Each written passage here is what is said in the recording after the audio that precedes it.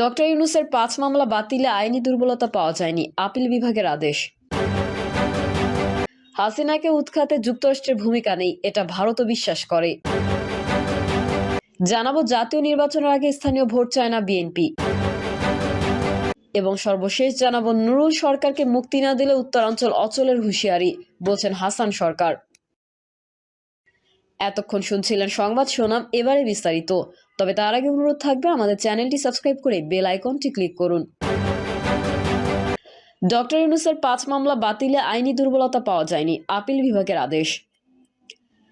নোবেলজয়ী অর্থনীতিবিদ ডক্টর মোহাম্মদ ইউনূসের বিরুদ্ধে শ্রম আইনে করা ৫ মামলার কার্যকর বাতিলে হাইকোর্টের দেওয়া রায়ে কোনো আইনি দুর্বলতা এবং হস্তক্ষেপের প্রয়োজনীয়তা খুঁজে পাওয়া যায়নি বলে আদেশে উল্লেখ করেছেন সুপ্রিম কোর্টের আপিল বিভাগ। হাইকোর্টের রায়ের বিরুদ্ধে রাষ্ট্রপক্ষের লিভ টু আপিল খারিজ করে গত ৮ই ডিসেম্বর আদেশ দেন বিচারপতি মোহাম্মদ আশরাফুল ইসলামের নেতৃত্বাধীন ৩ বিচারপতির আপিল বিভাগ। ওই পূর্ণাঙ্গ আদেশ সম্প্রতি প্রকাশিত হয়েছে। আপিল বিভাগের এই আদেশে বলা হয়েছে যে হাইকোর্টের রায় ও আদেশে কোনো আইনি দুর্বলতা এবং আইনিভাবে হস্তক্ষেপের প্রয়োজনীয়তা খুঁজে পাওয়া যায়নি। সেই অনুসারে লিভ টু আপিলগুলো খারিজ করা হলো। ডক্টর মোহাম্মদ ইউনূসের বিরুদ্ধে যখন শ্রম আদালতে পৃথক ৫টি মামলা হয়, তখন তিনি গ্রামীণ টেলিকমিউনিকেশনসের চেয়ারম্যান ছিলেন। প্রস্তাবিত ট্রেড ইউনিয়ন ঘিরে কর্মীর চাকরি চুক্তির অভিযোগ তুলে ২০১৯ সালে মামলাগুলো করা হয়। সেই মামলার কার্যক্রম বাতিল চেয়ে ২০২০ সালে হাইকোর্টে পৃথক আবেদন করেন ডক্টর মোহাম্মদ ইউনূস। সেই আবেদনের শুনানি নিয়ে হাইকোর্ট রুল সহ আদেশ দেন। সেই সব রুলের চূড়ান্ত শুনানি শেষে গত বছরের ২৪শে অক্টোবর হাইকোর্ট রুল অ্যাবসলিউট ঘোষণা করে মামলাগুলোর কার্যক্রম বাতিলের রায় দেন। হাইকোর্টের সেই রায়ের বিরুদ্ধে রাষ্ট্রপক্ষের পৃথক ৫টি লিভ টু আপিল করে। শুনানি শেষে সেই লিভ টু আপিলগুলো খারিজ করে গত ৮ই ডিসেম্বর আপিল বিভাগ আদেশ দেন। হাসিনাকে উৎখাতে যুক্তরাষ্ট্রের ভূমিকা নেই, এটা ভারতও বিশ্বাস করে। মার্কিন জাতীয় নিরাপত্তা উপদেষ্টা জ্যাক সুলিভান বলেছেন, শেখ হাসিনার পতনে যুক্তরাষ্ট্রের যে কোনো ভূমিকা নেই, সেটা ভারতীয় ঊর্ধ্বতন কর্মকর্তারাও বিশ্বাস করেন। অবশ্য হাসিনাকে উৎখাতে যুক্তরাষ্ট্রের কোনো ভূমিকা নেই বলে আগেই জানিয়েছিল ওয়াশিংটন। এমনকি বাংলাদেশে মার্কিন হস্তক্ষেপের অভিযোগ কেবলই মিথ্যা বলেও গত বছরের আগস্টে আখ্যায়িত করে দেশটি। সংবাদ মাধ্যম বলছে, বাংলাদেশের ছাত্র জনতার গণঅভ্যুত্থানের মাধ্যমে পালাবদল ঘটেছে এই কয়েক মাস আগেই। সম্প্রতি দিল্লি সফর সম্পন্ন করেছেন মার্কিন জাতীয় নিরাপত্তা উপদেষ্টা জ্যাক সুলিভান। তিনি বলেছেন, ঢাকায় যা ঘটেছে তার নেপথ্যে ওয়াশিংটনের হাত থাকতে পারে বলে যে ধারণা তৈরি হয়েছে তা ভিত্তিহীন এবং ভুয়া। তিনি আরও বলেছেন, ভারতের শীর্ষ পর্যায়ের কর্মকর্তারাও বিশ্বাস করেন না যে বাংলাদেশের ঘটনার সঙ্গে যুক্তরাষ্ট্রের কোনো সংশ্লিষ্টতা আছে। এর আগে হাসিনাকে উৎখাতে যুক্তরাষ্ট্রের কোনো ভূমিকা নেই বলে জানিয়েছিল হোয়াইট হাউস। বাংলাদেশের সরকার উৎখাতে যুক্তরাষ্ট্রের জড়িত থাকার অভিযোগের বিষয়ে জানতে চাওয়া হলে গত বছরের আগস্টে হোয়াইট হাউসের মুখপাত্র ক্যারিন জা-পিয়েরে এক প্রেস ব্রিফিংয়ে বলেন, আমাদের আদৌ কোনো সম্পৃক্ততা ছিল না। যুক্তরাষ্ট্র সরকার এই ঘটনার সাথে জড়িত ছিল বলে যদি কোনো প্রতিবেদনে বলা হয় বা গুজব ছড়ানো হয়, তবে তা নিছক মিথ্যা।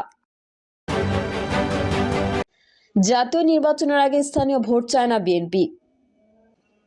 অন্তর্বর্তী সরকারের অধীনে স্থানীয় সরকার নির্বাচন চায় না বিএনপি। দলটি মনে করে, জন আকাঙ্ক্ষাকে প্রাধান্য দিয়ে সরকারের উচিত জাতীয় নির্বাচনের দিকে অগ্রসর হওয়া। এই ধরনের সরকারের অধীনে স্থানীয় নির্বাচন হওয়ার নজির নেই। কোনো চাপে নতি স্বীকার না করে এবং কোনো পক্ষের স্বার্থকে প্রাধান্য না দিয়ে সরকারের উচিত নির্বাচনমুখী পদক্ষেপ নিয়ে এগিয়ে যাওয়া। ন্যাশনাল পিপলস পার্টির চেয়ারম্যান ও জাতীয়তাবাদী সমমনা জোটের সমন্বয়ক ফরিদুজ্জামান ফরহাদ বলেন, আমরা চাই জরুরি সংস্কারের পর যত তাড়াতাড়ি সম্ভব জাতীয় নির্বাচন অনুষ্ঠিত হোক। তিনি বলেন, সরকার যদি এটা করতে ব্যর্থ হয়, তাহলে আমরা জনমত গড়ে তোলার চেষ্টা আরো জোরদার করব। নাম প্রকাশে অনিচ্ছুক অন্য একজন অংশগ্রহণকারী বলেন, জনগণ তাদের ভোটাধিকার পুনরুদ্ধার এবং একটি নির্বাচিত সরকার চায়। বৃহস্পতিবারের বৈঠকে এলডিপির মহাসচিব রেদওয়ান আহমেদ জাতীয় নির্বাচন থেকে দৃষ্টি সরানোর চেষ্টার জন্য সরকারের সমালোচনা করেন। তিনি বলেন, স্থানীয় সরকার নির্বাচন নিয়ে আগে কোনো আলোচনা হয়নি। এখন তারা হঠাৎ করেই আবার এই বিষয়টি তুলছে। তারা বিভিন্ন সময় বিভিন্ন কথা বলে বিভ্রান্তি সৃষ্টি করছে। বুধবার প্রধান উপদেষ্টা অধ্যাপক মোহাম্মদ ইউনূস বলেন, অন্তর্বর্তী সরকার একই সঙ্গে জাতীয় ও স্থানীয় নির্বাচনের প্রস্তুতি নিচ্ছে। গত বৃহস্পতিবার উপদেষ্টা মাহফুজ আলমের এক প্রেস ব্রিফিংয়ে নির্বাচনের প্রসঙ্গ আসে। জানতে চাইলে তিনি বলেন, বিষয়টি রাজনৈতিক দলগুলোর উপর নির্ভর করে তারা কতটা সংস্কার চায়। সংস্কার কমিশনের প্রতিবেদনের উপর আলোচনার সময় এটি নিয়েও আলোচনা হবে। তিনি আরো বলেন, রাজনৈতিক দলগুলোর সঙ্গে আলোচনার পর স্থানীয় সরকার নির্বাচন সম্পর্কেও সিদ্ধান্ত নেওয়া হবে। এই বছরই জাতীয় নির্বাচন অনুষ্ঠিত হওয়া উচিত বলে মনে করে বিএনপি ও এর সমমনা দলগুলো। এই ব্যাপারে তারা একমত হয়েছে। তাদের মতে অপ্রয়োজনীয় বিলম্ব বা স্থানীয় সরকার নির্বাচনের মতো বিষয় জাতীয় নির্বাচনকে দূরে সরিয়ে দেবে। বৈঠকে অংশ নেওয়া জাতীয় গণতান্ত্রিক পার্টির সভাপতি খন্দকার লুৎফর রহমান এই প্রতিবেদককে বলেন, তারা জাতীয় নির্বাচনের জন্য জনসমর্থন আদায়ের জন্য একটি প্রচারণা চালাবেন। বৈঠকের নেতারা আইন শৃঙ্খলার অবনতি এবং নিত্য প্রয়োজনীয় পণ্যের মূল্য বৃদ্ধির মতো গুরুত্বপূর্ণ বিষয়গুলোকে অন্তর্বর্তী সরকারের ব্যর্থ হয়েছে বলে অভিযোগ করেন। এসব ব্যর্থতার কথা তুলে ধরে জনসংযোগ চালানোর কথা বলছেন তারা। সূত্র জানায়, ফ্যাসিবাদ বিরোধী আন্দোলনের ছাত্র জনতারা রাজনৈতিক দলগুলোর ভূমিকাকে খাটো করে দেখার জন্য সমালোচনা করেন বৈঠকে অংশগ্রহণকারীরা। ছাত্র নেতাদের কর্মকাণ্ডের অর্থের উৎস নিয়েও প্রশ্ন তোলেন তারা। বিএনপির স্থায়ী কমিটির সদস্য ইকবাল হাসান মাহমুদ টুকু বলেন, অন্তর্বর্তী সরকারের জাতীয় নির্বাচন করার কথা ছিল, কিন্তু তারা স্থানীয় নির্বাচনের কথা বলছে। টুকু বলেন, তিনি যতদূর জানেন স্বাধীনতার আগে আইয়ুব খানের শাসনামল ছাড়া কোনো অন্তর্বর্তী সরকারের অধীনে স্থানীয় সরকার নির্বাচন অনুষ্ঠিত হয়নি। এই সময়ে স্থানীয় নির্বাচন ইস্যু তোলার উদ্দেশ্য নিয়ে প্রশ্ন তুলে টুকু বলেন, সরকার নির্বাচন আইন শৃঙ্খলা এবং নিত্য প্রয়োজনীয় দ্রব্যের মূল্য বৃদ্ধির পরিবর্তে সংস্কারের দিকে মনোযোগ দিচ্ছে। এতে জনগণের দুর্ভোগ আরো বাড়ছে। নুরুল সরকারকে মুক্তি না দিলে উত্তরাঞ্চলে অচলের হুঁশিয়ারি, বলছেন হাসান সরকার। বিএনপির কেন্দ্রীয় নেতা সাবেক এমপি বীর মুক্তিযোদ্ধা হাসান উদ্দিন সরকার বলেছেন, বীর মুক্তিযোদ্ধা নুরুল ইসলাম সরকারকে মুক্তি দেওয়া না হলে কঠোর আন্দোলন গড়ে তোলা হবে। সেই আন্দোলনের টঙ্গী থেকে দেশের উত্তরাঞ্চল অচল করে দেওয়া হবে।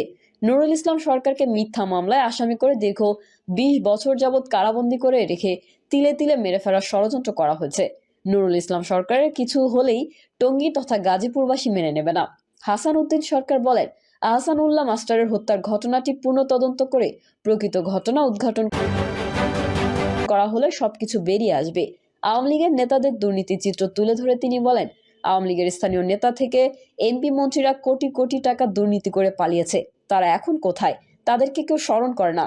কিন্তু মিথ্যা মামলায় নুরুল ইসলাম সরকার যদি জেলে বসে মরেও যায়, তাহলেও গাজীপুরের মানুষ তাকে 100 বছর মনে রাখবে। অনুষ্ঠানে সভাপতিত্ব করেন কারারুদ্ধ নুরুল ইসলাম সরকারের ছেলে বিএনপির নেতা সরকার শাহনুর ইসলাম রনি। টঙ্গী পশ্চিম থানা বিএনপির আহ্বায়ক প্রভাষক বসির উদ্দিনের সঞ্চালনায় অনুষ্ঠানে বিশেষ অতিথি ছিলেন শ্রমিক দল কেন্দ্রীয় কমিটির কার্যকরী সভাপতি সালাউদ্দিন সরকার, মহানগর বিএনপির সাবেক যুগ্ম আহ্বায়ক রাকিব উদ্দিন সরকার পাপ্পু, মহানগর বিএনপি নেতা আব্দুল রহিম খান কালা, মহানগর যুবদলের আহ্বায়ক সাজ্জুদুল ইসলাম।